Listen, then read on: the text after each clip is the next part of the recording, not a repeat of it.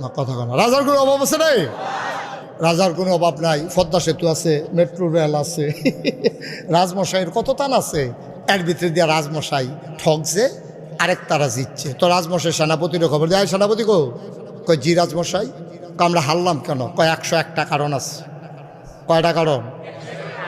আরে কথা এখন ওয়াজ হইব মনে হয়।